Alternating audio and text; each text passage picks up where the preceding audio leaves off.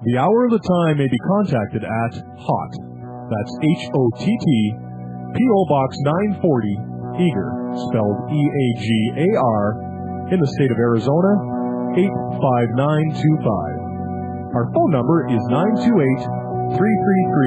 928-333-2942, and our website is www.houroftheTime.com.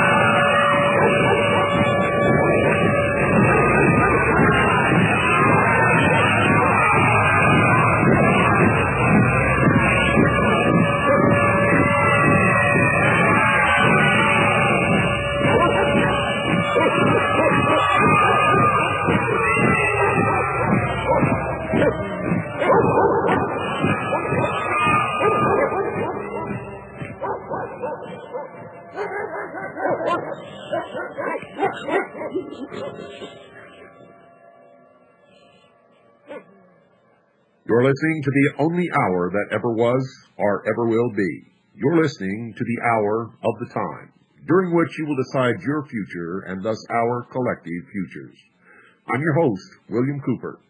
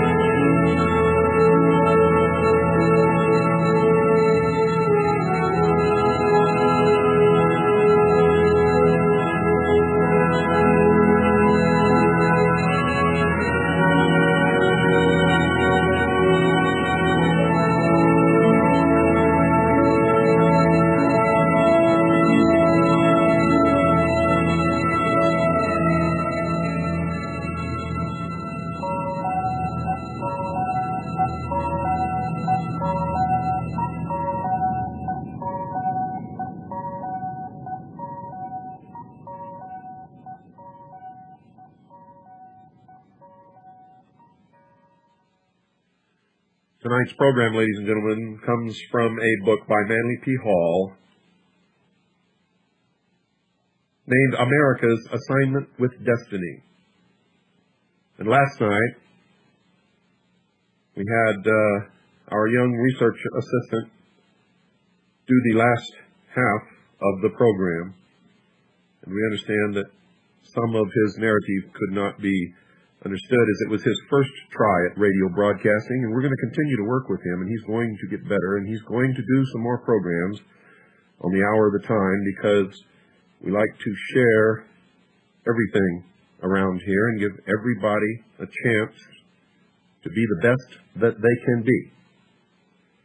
So I'm going to continue tonight where I left off at the halfway point in the program to make sure that nobody misses any portion of any of this series. And we continue now. It was written that the Cholulans deeply admired Quetzalcoatl, the great priest, because of the purity of his life, the kindliness of his manner, and his doctrines of peace and brotherhood. He remained with them for nearly 20 years, slowly sickening from the poison which was destroying his body. At last he realized that his ministry was coming to an end, so he continued his long journey toward the mysterious city of Tlapalan, from which he had come. He turned toward the east and proceeded to the sea, which he reached at a point a few miles just south of Veracruz. Here he blessed the 4 young men who had accompanied him and bade them return to their homes with his promise that one day in the future he would return and restore his kingdom among them. Then the old and weary man called to the sea, and out of the waters came a raft of serpents. He stepped upon this strange craft and was carried away into the land of the sun's beginning.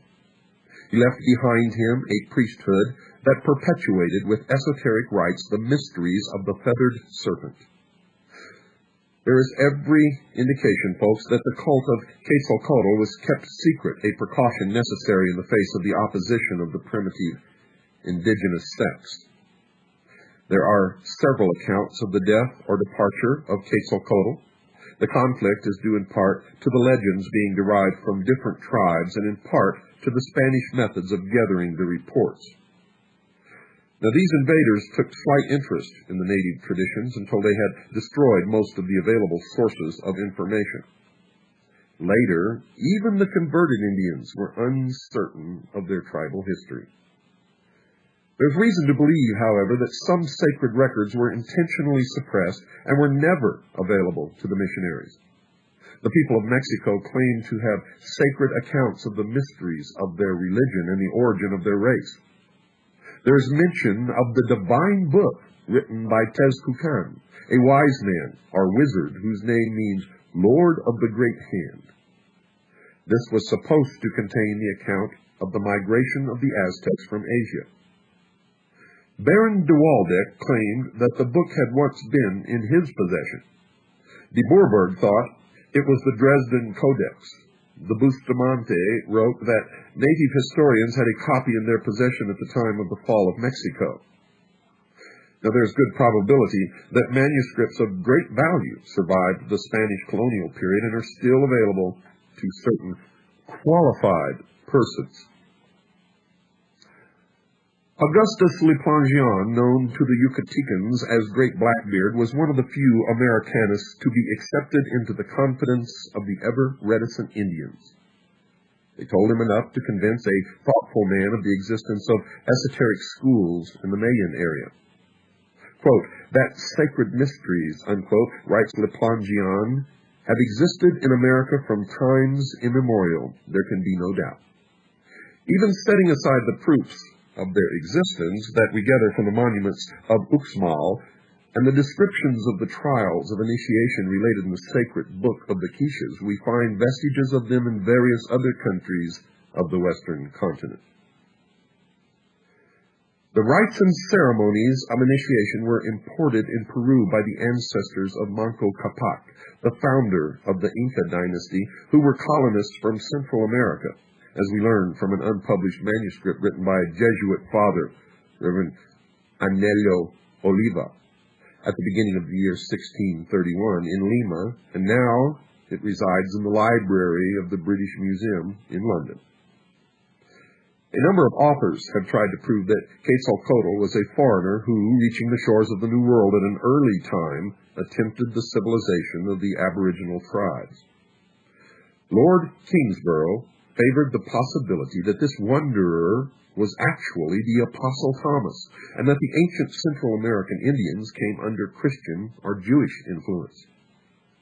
Always deeply concerned with the possibilities of linking the worship in the Americas with the religions of the Near East, his lordship writes, the Messiah is shadowed in the Old Testament under many types, such as those of a lion, a lamb, a rose, the morning star, or the planet Venus, otherwise called Lucifer, the sun, light, a rock, a stone, the branch, the vine, wine, bread, water, life, the way, and he is there recognized in the triple character of a king, a priest, and a prophet.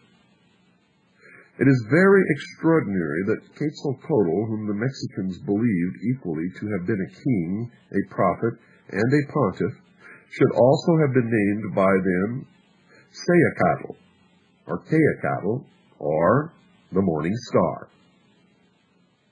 Lavizcalpantecutli, or light. Mexicli, or the vine. For Torquemada said that the core of the aloe from which the Mexicans obtained wine was so called. Votan are the heart, metaphorically signifying light, and Toilietl Manyar de Nestra Veda, bread for his body made of dough, was eaten by the Mexicans. Las Casas, quoting Padre Francisco Hernandez, says that an old Yucatecan described the ancient religion of his people thus: that they recognized and believed in God who dwells in heaven, and that this God was Father and Son and Holy Spirit, and that the Father was called Icona, who had created men and all things, that the Son was called Bacab, and that he was born of a virgin called Tiberius, who is in heaven with God. The Holy Spirit they tamed Ichuic. The Son Bacab was scourged and crowned with thorns, was tied upon a cross with extended arms where he died. But after 3 days he arose and ascended into heaven to be with his Father. Dr. Alexander, who reports this story in his book, is inclined to feel that it is confused and probably distorted by the Spanish recorder. On the other hand, the universal distribution of the basic theme may be explained another way. Among the Lacandones, Quetzalcoatl is still represented as a snake with many heads. There is an account that this snake was killed and eaten at times of great national peril, especially at eclipses, which were regarded as portents of disaster. It was believed by the Mayas that Kukulkan descended invisibly from the sky and personally received the offerings during great feasts held in his honor. For details of this, consult The Mythology of All Ages, Volume 11, Latin American, by Hartley Burr Alexander. Now, Daniel Brenton, in his Essays of an Americanus, devoted some thought to the magical powers attributed to the priests of Central America. He mentioned Father Bieza and an English priest, Thomas Gage, who reported cases of sorcerers transforming themselves into animals and performing other miracles. De Bourbourg was not entirely convinced that ventriloquism, animal magnetism, or the tricks familiarly employed by conjurers explained the mysteries of Nagualism, as the black art of these Indians is called. Brenton quotes from the Popol Vuh: "Truly, thus Gucumat's Quetzalcoatl became a wonderful king. Every 7 days he ascended to the sky, and every 7 days he followed the path to the abode of the dead. Every 7 days he put on the nature of a serpent, and he became truly a serpent. Every 7 days he put on the nature of an eagle, and again of a tiger, and he became truly an eagle and a tiger." It is evident from available authorities that the Mayas and Aztecs had an extensive body of legendary and lore, which originated in the mysteries of their religions and proves the existence of an elaborate system of secret rites and ceremonies. In the form of a feathered snake, Quetzalcoatl overshadowed a dynasty of rulers and priests, some of whom later assumed his name and even his mask symbol. These later Quetzalcoatls have been confused, like the several Zoroasters of Persia, into one person, with the resulting conflict in dates. Recent excavations would indicate that the cult of the feathered serpent was established before the beginning of the Christian era and did not arise in the 10th or 11th century A.D. as held by some modern archaeologists. In fact, it is more likely that the ancient hero was said to have been reborn or to have overshadowed a later leader of the nation. All the accounts imply that the religious order which served the mysteries of Quetzalcoatl was long established, and those who follow in the way which he had prescribed lived most severe lives. Children were consecrated to his temples from their birth and were marked by a special collar. At the end of the 2nd year, the child was scarified in the breast. When it was 7 years old, it entered a seminary where it took vows covering personal conduct and public duties, including prayers for the preservation of its family and its nation. There were many of these priestly brotherhoods, and the Spanish missionaries, in spite of their theological prejudices and intolerances, were forced to admit that the Aztecan priests were excellent scholars and lived austere and pure lives. It was said of these missionaries that in Quetzalcoatl, who taught charity, gentleness, and peace, they thought they saw a disciple of Jesus Christ. The kings of the Mexican nations, like those of ancient Egypt, were also initiates of the state mysteries. Torquemada described the attainments of Nazahalpili, the king of Texcoco. This learned man gathered about him masters of the science and arts and gained a wide reputation as an astrologer and seer. When Montezuma was elected to rule over the complex of Nahuatl nations, King Nazahalpili stood before the young man and congratulated the entire nation for having selected such a ruler, whose deep knowledge of heavenly things ensured to his subjects his comprehension of those of an earthly nature. The interpreter of the collection of Mendoza described Montezuma as by nature wise, an astrologer and philosopher, and skilled and generally versed in all the arts, both in those of the military as well as those of a civil nature, and from his extreme gravity and state, the monarchy under his sway began to verge towards empire. The great serpent, clothed in quetzal plumes, certainly belonged to another race and came from an unknown country. Lucien Biart says, "It is an incontestable fact that Quetzalcoatl created a new religion based upon fasting, penitence, and virtue. In skillful trades and in metalworking, this Amerindian savior reminds one of the craftsman of Tyre who cast the ornaments for Solomon's temple. As a benefactor of his people, as a liberator of men's minds and hearts, this Nahuatl demigod certainly revealed the attributes of the master builder." Folks, are you beginning to hear the implications that this may be connected to the ancient mysteries and directly to Freemasonry? For that is exactly what Manly Hall is putting across. Scattered through the jungle of Yucatan and extending northward into Chiapas and southward into Honduras and Guatemala are the remains of ancient cities and the ruins of old cultural centers, religious or educational, dedicated to scientific research and the investigation of the spiritual mysteries of human life. These shrines and temples are adorned with numerous religious emblems and figures and closely resemble the temples and schools of the esoteric tradition, which were scattered through the Mediterranean countries, North Africa, and the Near East.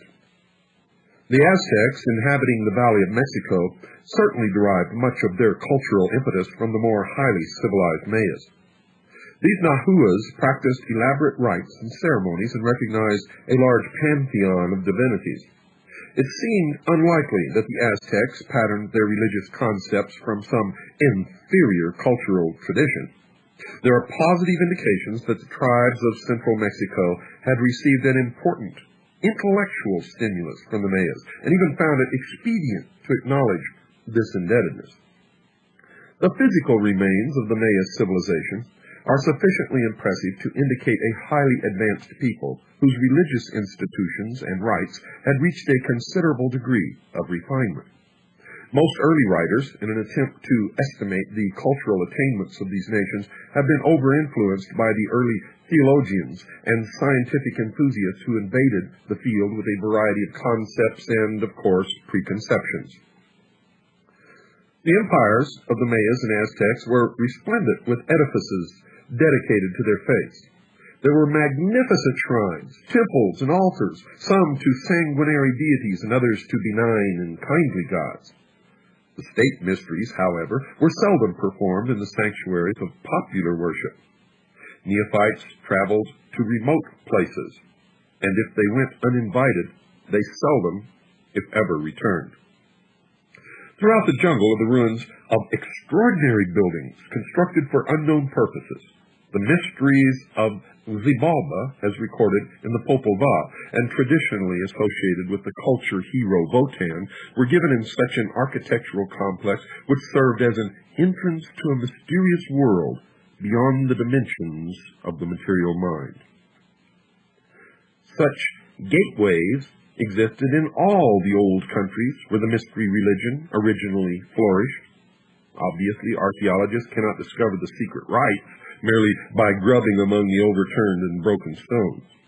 As the priesthoods were not considered enough to label their monuments, there is little left today even to excite curiosity. Fortunately, however, the esoteric tradition survives in the racial subconscious, whatever that is, and its violated schools and colleges need not be physically restored. When such restoration is attempted, the buildings usually reveal that they were designed as symbols of the cosmos. If the mystery system existed in the Western Hemisphere, as the landmarks indicate, it must have produced its initiates and adepts. These, in turn, became the leaders and saviors of their peoples. The wonder-working hero, whose deeds enriched all tribal traditions, always and everywhere performed the same miracles, possessed the same powers, and made the same personal sacrifices. The mystery school required not only a hierarchy for its maintenance and perpetuation, but also appropriate places of initiation, partly underground or adjacent to grottos and caverns. It required also a body of lore peculiarly significant, participation in which conferred special rights and privileges.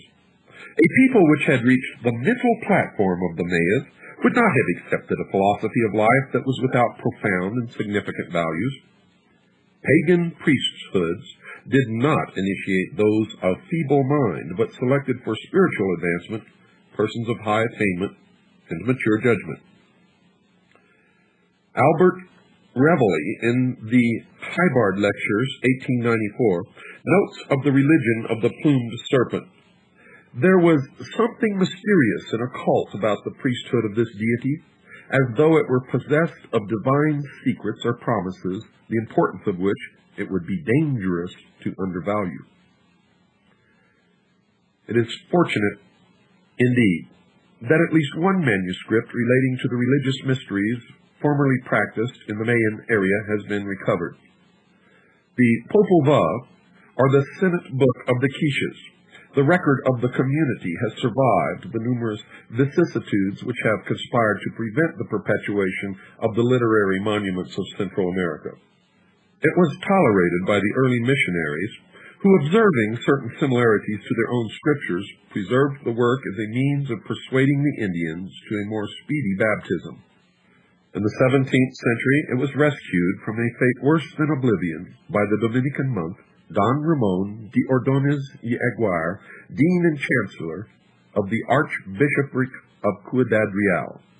The work was deposited in the library of the convent at Chichicastenango by its scholiast, Ximenes, where it remained until 1830.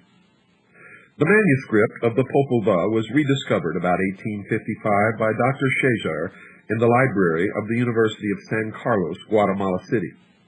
Through the industry and scholarship of that ardent antiquarian, the Abbé Brasseur de Bourbourg, this mysterious book of the Quiches came at last to the French language, where it lingered for years, awaiting English translation. Dr. Scherzer was responsible for a Spanish version published in Vienna in 1856. The first English translation has remained practically unknown to students of Central American archaeology, as it appeared serially in The Word, a magazine devoted to theosophical and related subjects. The translation was made by Kenneth S. Guthrie, M.A., Ph.D., M.D., and was based upon the French text. A new English translation from the Spanish of Adrian Ricinos has just been issued by the University of Oklahoma Press, and folks, that was in 1951. This version is by Delia Goetz and Sylvanus G. Morley and includes important introductory and commentary material. Writing under the pseudonym Aretas James Price, issued part of the Popol Vuh with learned commentaries under the title The Book of the Azure Veil. This ran in Lucifer, a theosophical magazine, between September 1894 and February 1895. It concluded with a note that circumstances made it impossible for the translator to finish the work. Price suggests that the god Quetzalcoatl was known in Peru under the name of Amaru. He writes, "From the latter name comes our word America. Amaruca is literally translated land of the plumed serpent. The priests of this god of peace, from their chief center in the Cordilleras, once ruled both Americas. All the red men who have remained true to the ancient religion are still under their sway. One of the strong centers was in Guatemala, and of their order was the author of the book called Popol Vuh. Although Dr. Scherzer published his copy under the title Las Historias del Origen de los Indios de Guatemala por el R.P.F. Francisco Ximenes, this is misleading. Ximenes was not the author, but acted in the capacity of scribe, translator, and commentator. The work is said to have been compiled originally in the 17th century by a Guatemalan who had been converted to Christianity.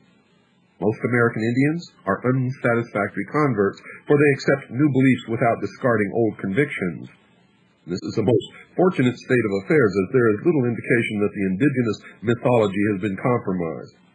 The source of the material compiled by this convert is completely unknown, but it could well have been derived from a secret book or from oral tradition guarded in the sanctuaries of the mysteries. Now, to have secured it, the compiler must himself have been a priest or initiate. Certainly, the Popol Vuh is by far the outstanding available text on pre-Columbian mythology and cosmology existing. The Quichean scribe, in his introduction to the Popol Vuh, writes, "The following is what we shall write, and we place it in writing because since the Word of God has been promulgated, and hereafter during the cycle of Christianity, the book of the azure green veil is no longer to be seen, in which it could be clearly perceived that it had come from the further shore of the sea, which book has been called the record of our existence in the overshadowing world, and how we there beheld light and life." Now, note that this translation by Price is somewhat fuller than that given by Guthrie and seems to be more in the spirit of the Quiche tradition. And the implication, folks, is that the work originated behind the azure veil. This can have two meanings, either the veil which divides the spiritual universe from the material world, or the veil in the temple of initiation, behind which are the seven lords of the great heart. The Popol Vuh consists of a mythology gradually mingling in its descent with the beginnings of history. The early part deals almost entirely with superhuman beings, and the latter part with the heroic deeds of authentic personages. It opens with a description of the creation. All was calm and silent, and the face of the earth was not yet to be seen. In the eternal darkness and quietude was the Creator, the Lord and Maker, and Gukumats, the plumed serpent. They were surrounded with green and azure, and they were those who engendered. Then the Word came and spake with them, and they joined their counsels. Those who engendered then said, "Let it be done. Let the waters retire and cease to obstruct, to the end that it be sown, and that the light of day shine in the heavens and upon the earth. For we shall receive neither glory nor honor from all that we have created and formed, until human beings exist, endowed with sentience." Thus the Creator said, "Earth," and immediately it was formed. The book proceeds much in the spirit of the scriptures of other nations. It is divided generally into four parts: cosmogony, theogony, anthropology, and regeneration through initiation. It is presented in semi-historical form and includes the initiation of its heroes into the mysteries of Xibalba. The heroes of the Popol Vuh were subjected to several ordeals of tests of courage, fortitude, and skill. The seventh test took place in the House of the Bat. This was a subterranean labyrinth inhabited by weird monsters and ruled over by Gamatzotz, a fearful creature with the body of a man and the wings and the head of a bat. Naturally, the account is clothed in the culture symbolism of the Mayas but it is certainly to be compared with such productions as the Finnish Kalevala and the Icelandic Eddas. Guthrie presents a number of important parallelisms to the mysteries of the Egyptians, Chaldeans, and Greeks. According to him, the 12 trials or tests through which the neophytes pass are analogous with the signs of the zodiac. He goes so far as to hazard the speculation that the 12 princes of Xibalba were the rulers of the Atlantean Empire, and their final destruction referred to the tragic end of Atlantis. Well, folks, it's time to take our break. Don't go away. I'll be right back after this very short pause. Hello, folks. This is William Cooper speaking to you now for Swiss America Trading, our sponsor, also our friend, our backer, our mentor, and many other things. Good people, just like you and I, really care about this country, care about the truth. They know that God must exist for our Constitution and nation to survive. They understand the purpose of this program, and they back the hour of the time fully. Now, folks, they're also a business that provides investments for people who want to protect their assets during hard times, economic collapse, times of inflation, depression. You think of it, and they can provide it to help you as far as hard assets are concerned. Some we recommend, some we don't. They have non-confiscatable, non-reportable hard assets. They have bullion. They have precious metals of many different kinds. All of these have been proven throughout history to be the very best, and in most cases, the only means of protecting your assets, the things that you worked for all of your life. So call now 1-800-289-2646 and talk to them. Ask them what they have available, what they recommend, and ask them about their other programs. Do it now. 1-800-289-2646. And for the first 200 callers, folks, you will get Harry Figge's report entitled Tackle the Debt. Also, mention my name, William Cooper, for a free newsletter on protecting your future. And by protecting your future, folks, you're protecting the future of the hour of the time, and of course, freedom for the world. So call now 1-800-289-2646. That's 1-800-289-2646. You'll be glad that you did.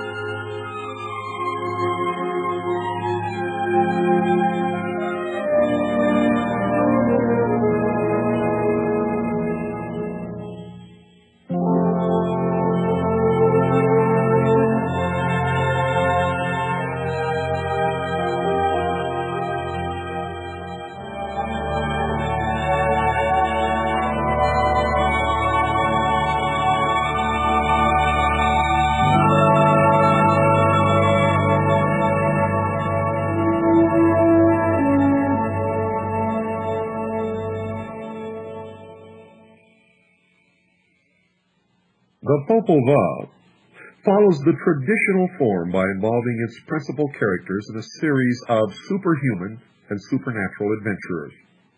The work is certainly an account of the perilous journey which is the usual means employed to veil thinly the story of initiation.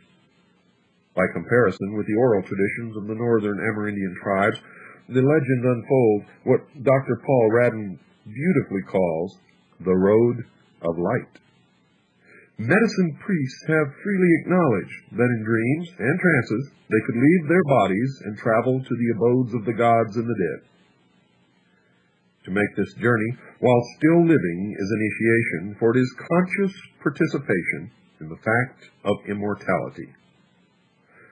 In some cults, the neophyte was given sacred drugs to intensify his psychic faculties, as in the case of the notorious peyote sect, or was subjected to hypnotic influence, like the followers of the ghost shirt religion. By some means, a condition of death was simulated, and the consciousness or superior self passed through certain internal experiences of which at least a partial memory was preserved. The entire process of creation took place within the green and azure coils of the plumed serpent. On several continents, the serpent was among the important symbols of the initiate priest. Sometimes the serpent stands erect and is crowned, as in Egypt, or it may be winged, as among the Mongolians, or feathered and plumed, as throughout the Americas.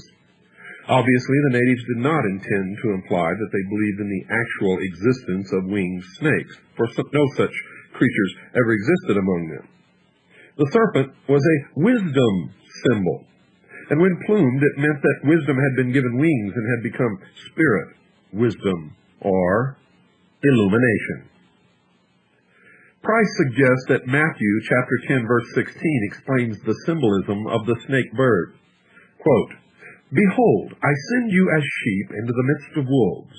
Be ye therefore wise as serpents and guileless as doves." Unquote. Now let me read the same passage from Matthew chapter 10, verse 16 again, with the mystery religion meaning. Quote, "Behold, I send you as neophytes into the midst of the profane. Be ye therefore wise as magicians and guileless as mystics." Unquote. Mr. Price was a Greek scholar, and his translation differed slightly from the King James Version, as you can see. He felt that the quetzal had the same meaning as dove, and that the creature combining the serpent wisdom and the bird intuition or inspiration represented the adept, in whom the mind and heart doctrine were completely reconciled. The conflict between the initiate and the adversary, or the paths of white and black magic, is always present. In the story of Daganoweda, the power of evil was personified by Atotarho, an old war chieftain who had a cluster of venomous serpents on his head in place of hair. The Mexican Quetzalcoatl was attacked by the red god of war. The adversary personified either older cults which opposed the establishment of the benevolent mysteries, or later cults responsible for the destruction of these institutions. In either case, an inferior state of spiritual enlightenment was implied. The mysteries were institutions of liberation and were naturally opposed by groups seeking to keep their people in bondage through ignorance. The struggle was therefore between religion as temporal authority and the mystery faith, the internal, quote, road of light, unquote. The ruins of the past explain why it was the common belief that the men of good spirit, the initiates, were sacrificed to the material ambitions of temporal rulers. Now, folks, you can apply this same logic to the mystery religion of today. Where they refer to the adversary, they are talking about the same religious institutions, governments, and groups of people that Mr. Hall refers to in discussing the ancient mystery religions of the Aztecs and the Mayans. Only in their modern writings, they will never disclose that. All the aboriginal tribes of North America practiced mystical and magical rites, and vestiges of an esoteric tradition served by a priestly class distinguished for sagacity and personal integrity are still to be found among surviving groups. Scattered over a vast area and divided further by lack of a common language, these nomadic bands were approaching the horizon of national existence when the European colonists conquered their lands, decimated their tribes, and destroyed their cultural patterns. So diversified were the traditions of these peoples that it is difficult to summarize their beliefs and doctrines, especially after their legends, histories, and religious institutions were corrupted by outside influences. The European colonists were of no mind to search for the mystical secrets of the Indian life way. These settlers brought their own religious beliefs, which they were resolved to force upon the natives. There were no ethnologists are anthropologists among the Puritans, and many important landmarks of Indian philosophy were destroyed before they had been honestly investigated or appraised. Most of the tribal lore was in the keeping of priests and elders, and if these were killed or died without finding suitable successors, the traditions ended. Even today, older Indians find it difficult to select younger men to perpetuate the sacred institutions. Thus, it is unwise to assume that from available fragments a complete picture of Indian mysticism can ever be reconstructed.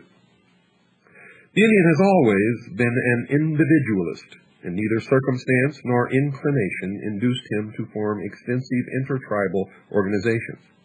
His way of life and the vast silences of his homeland caused him to turn within himself for courage, wisdom, and faith. He could not visit distant shrines of learning or sit at the feet of famous teachers. There were no books to ponder and no ancient sages to guide his religious convictions. Few strangers visited his camp with news or opinions from far places. He was part of a small family, and the tribal life, with its simple lore, was his only source of cultural tradition. A thoughtful observer of nature about him, the Indian lived constantly in the presence of mysteries, with no reference frame other than his own imagination. Though stoical in appearance, he was highly emotional, as indicated by his songs, dances, and festivals. His sensory perceptions were acute, and his legends indicate strong dramatic instincts. Among advanced tribes, according to Dr. France Bullis, an elaborate series of esoteric doctrines and practices exist which are known to only a small portion of the tribe, while the mass of the people are familiar only with part of the ritual and with its exoteric features. For this reason, we often find the religious beliefs and practices of the mass of a tribe rather heterogeneous as compared with the beliefs held by the priests. Among many of the tribes in which priests are found, we find distinct esoteric societies, and it is not by any means rare that the doctrines of one society are not in accord with those of another. Esoteric forms of religion in charge of priests are found among the tribes of the arid region of the Southwest, the tribes of the southern Mississippi Basin, and, to a less extent, among the more northerly tribes of the Plains. It would seem that, on the whole, the importance of the esoteric teachings decreases among the more northerly and northeasterly tribes of the continent. Medicine priests were trained by their predecessors or were called to their life work by some miraculous incident. The little Indian boy, who early in life showed a tendency to dreams and visions, was encouraged to select this career. In a highly organized tribal system, he was initiated into the religious institutions of his nation, receiving the lore of the old priests and fragments of tribal history. If he belonged to some small, wandering band, his entire spiritual education had come from within and was induced by fasting and vigil. The vigil was the most widely practiced religious discipline of the Amerins. In all matters of emergency or great decision, the Indians sought solitude. He went alone to some high place, built a small campfire, planted around him a circle of prayer plumes, smoked the ceremonial pipe, and waited through the long hours of the night for the voices. The voices instructed him in the herbs of healing, taught him the songs and dances, and brought him news of what was transpiring in distant places. There are many stories about medicine priests learning to leave their bodies at will and journeying into the shadowland to guide the dying to the home of ghosts. Many of these grand old mystics were wise in the ways of the spirit and should be regarded as duly initiated members of esoteric orders. The miraculous powers of the medicine priest extended over a wide variety of phenomena. They healed the sick, protected their tribes. They directed the migrations of their peoples and sought by extrasensory means the location of food, water, and other necessities. They predicted the future. They induced rain and storms, projected themselves to distant places, and read the hearts and minds of their fellow men. was in their power to induce visions and trances, and to receive the impressions of the star spirits. They also gained considerable proficiency in the mesmeric and hypnotic arts. One Charles F. Loomis, who spent many years among the Southwest Indians of the United States, described the miracles performed by the medicine priests. Although naturally skeptical, his experiences among the Navajo and Pueblo Indians impressed him deeply. Mr. Loomis mentioned how Indians seated in their medicine lodge created miniature thunderstorms within the room, accompanied by flashes of forked lightning, while the outside sky was entirely clear.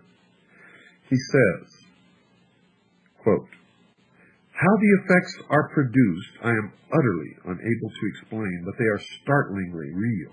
Unquote. He was also impressed by the ability of the priests to change themselves into animals in the presence of spectators. Some priests could create an artificial sun inside the lodge. This miniature luminary rose in the eastern side of the room, crossed overhead, and set in the west during the performance of the sacred chants. Now, Amerindian priests grow the sacred corn in exactly the same way that the East Indian mendicant grows his mango tree. The magician plants the seed, which grows immediately, and about 3 hours later the stalk is laden with fully developed ears of corn. Other writers have reported that in some of the medicine lodges the Indians are able to levitate large stones and to cause their own bodies to float in the air. Unprejudiced observers have been forced to conclude that among most tribes of Amerins, magical rituals are performed involving the use of natural forces beyond the normal experience of human beings. The Amerindic concept of cosmogony paralleled in a general way that of the Chaldeans and other peoples who dwelt in the valley of the Euphrates. The world consisted of 3 regions, with human beings inhabiting the surface of the central zone. Above this middle land was an airy expanse extending to the abode of the Sky Father. Below the surface were subterranean levels extending downward to the place of the Earth Mother. This cavernous region was like the dark and shadowy underworld of the pre-Homeric Greeks. In the Southwest legends, human beings originated beneath the earth in a kind of paradisical land. There also were mountains, valleys, and of course beautiful plains and a sun and moon that lighted the region. In the beginning, everyone was happy. But later an evil deed brought upon them the wrath of the gods. In most accounts, this lovely shadowland was destroyed by a flood. In some miraculous manner, a few righteous persons were preserved and took refuge on a tall plant, which growing rapidly finally broke through the surface of the middle land, bringing the survivors to safety. The secrets of healing, prophecy, and magic came to the Indian from an order of beings called Manitos. This Algonquin word is now applied to the concept of powerful, governing spirits. The Manitos were not actually gods, but superhuman man-like creatures possessing extraordinary attributes and frequently considered as giants. The size factor, however, is figurative rather than literal. The Manitos were a divine, invisible tribe, masters of magic, to whom human beings could turn for help and guidance whenever necessity arose. The effort to explain the term Manito as only signifying a, quote, wonderful power, unquote, and synonymous with the Iroquois Orinda is not sufficient to meet the requirements of the Indian religious philosophy. Orinda conveys more precisely a power or energy universally present in animate and inanimate creatures, and manifesting through the vital processes which cause things to exist, to function, and to affect other existing and functioning things. It might be safer, folks, to assume that the Manitos represented the intelligence controlling and directing the, quote, wonderful power, unquote. The Indian, therefore, was confronted with the same basic questions which disturbs even the most advanced physicists, namely, Is there a supreme intelligence governing universal procedure? The religious concepts of the Indians, writes Dr. Boas, may be described in two groups, those that concern the individual and those that concern the social group, such as tribe and clan. The fundamental concept bearing on the religious life of the individual is the belief in the existence of magic power, which may influence the life of man, and which in turn may be influenced by human activity. In this sense, magic power must be understood as the wonderful qualities which are believed to exist in objects, animals, men, spirits, or deities, and which are superior to the natural qualities of man.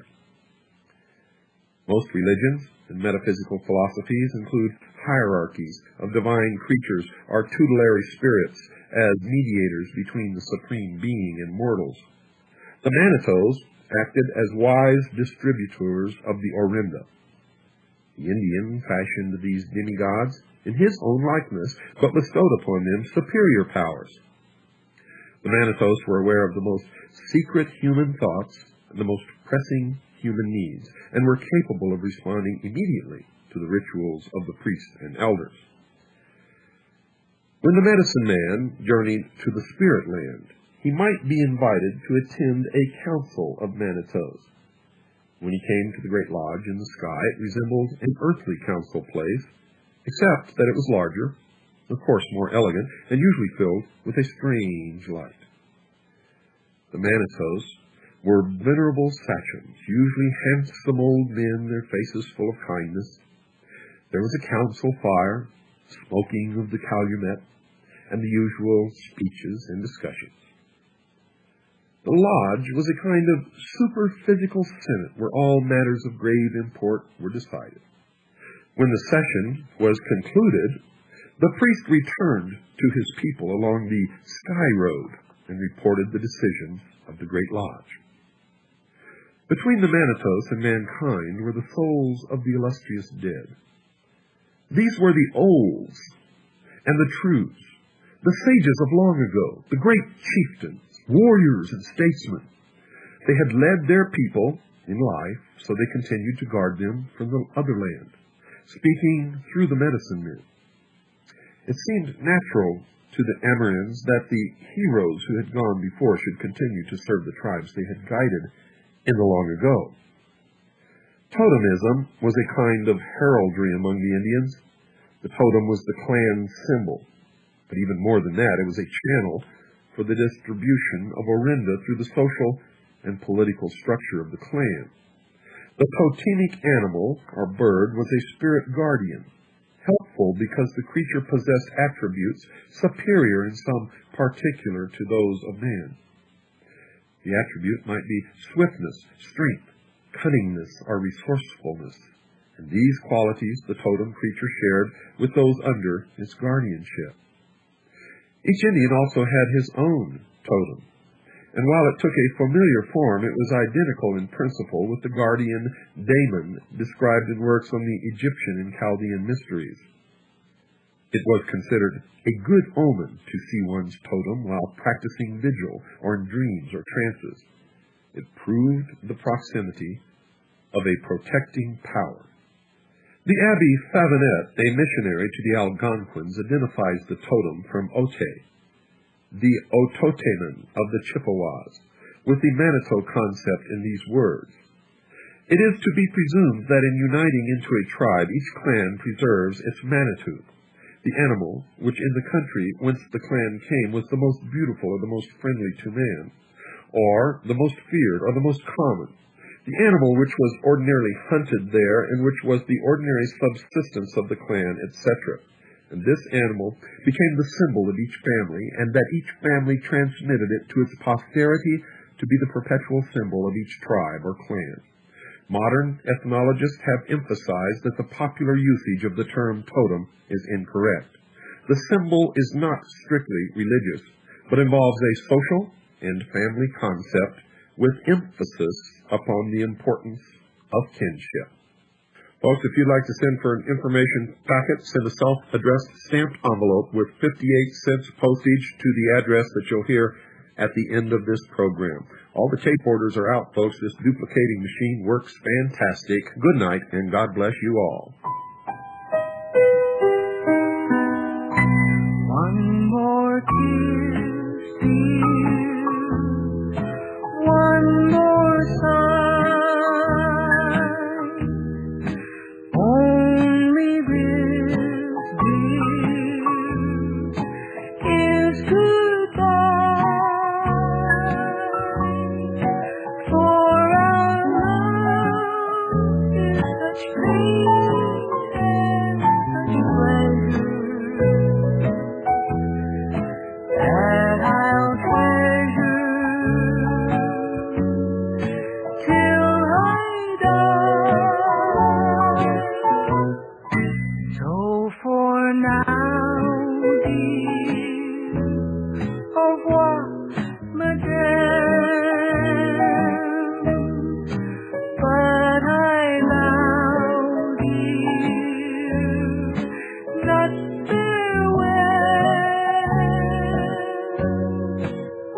for in time we may have all the glory, our love story to tell. Just as every autumn leaves fall from the trees, tumble to the ground and die. So in the springtime, like sweet memories, they will return as alive, like the sunbeams up on high. We'll return, dear, to the sky, and we'll banish the pain and the sorrow until tomorrow.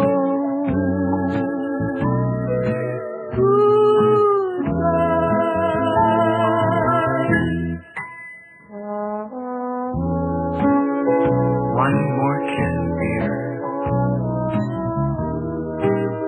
One more sigh. Only this, dear, is goodbye. For our love is such passion, such pleasure.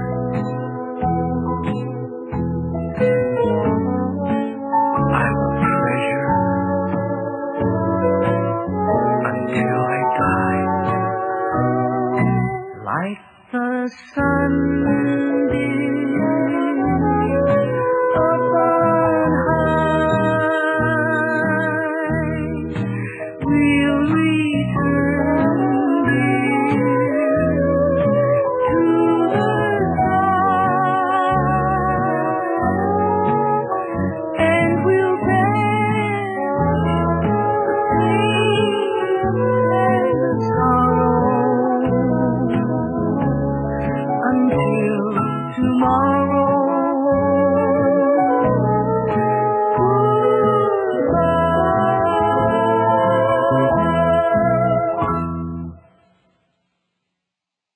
The Hour of the Time may be contacted at HOTT, that's HOTT, P.O. Box 940, Eager, spelled EAGAR, in the state of Arizona, 85925. Our phone number is 928-333-2942, and our website is www.houroftetime.com.